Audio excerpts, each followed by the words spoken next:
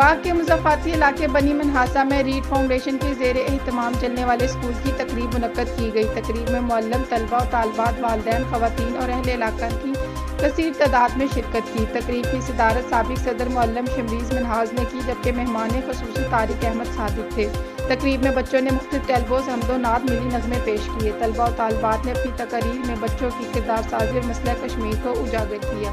تقریب سے خطاب کرتے ہوئے پرنسپل یوسف منہاس نے کہا کہ باغ کے اس دور دراز علاقے کے اس اسکول کی تعلیمی میدان میں ہمیشہ نمایاں پوزیشن رہی ہے۔ مہمان خصوصی طارق احمد صادق نے اپنے خطاب میں کہا کہ موجودہ دور میں آگے بڑھنے کا ذریعہ صرف اور صرف تعلیم ہی ہے۔ تقریب سے مولانا عبدالقیوم حیات، اختم امتیاز شریف، کونسلر اسد نور، ذیشان رمضان اور دیگر مقررین نے خطاب کیا۔ اختتام پروگرام نمایاں پوزیشن حاصل کرنے والے طلبہ و طالبات میں میڈل اور نقد انعامات تقسیم کیے گئے۔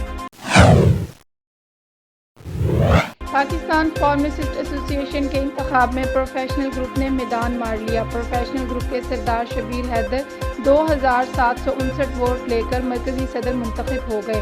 پروفیشنل گروپ کے راؤ عالمگیر مرکزی جنرل سیکرٹری منتخب ہو گئے۔ اسی طرح ڈاکٹر فرقان ہاشمی پنجاب کی سیٹ پر بطور صدر منتخب ہو گئے۔ عمیر اکرم نائب صدر پنجاب، ڈاکٹر عبید اللہ نائب صدر سندھ، ڈاکٹر سعید خان نائب صدر KPK، ڈاکٹر کیسر اقبال نائب صدر بلوچستان، محمد شفا خان نائب صدر اسلام آباد منتخب ہو گئے۔ 3000 سے زائد فارماسٹوں نے رائے دی استعمال کیا۔ انتخاب میں پروفیشنل ریفارمر، PPTA، MAPPS سمیت دیگر گروپس نے الیکشن میں حصہ لیا۔ نو منتخب عہدیدارانوں نے کمیونٹی کے مسائل حل کروانے کا عزم ظاہر کیا۔ مرکزی جنرل سیکرٹری راؤ عالمگیر اعتماد دینے پر تمام کمیونٹی کا شکر گزار ہوں۔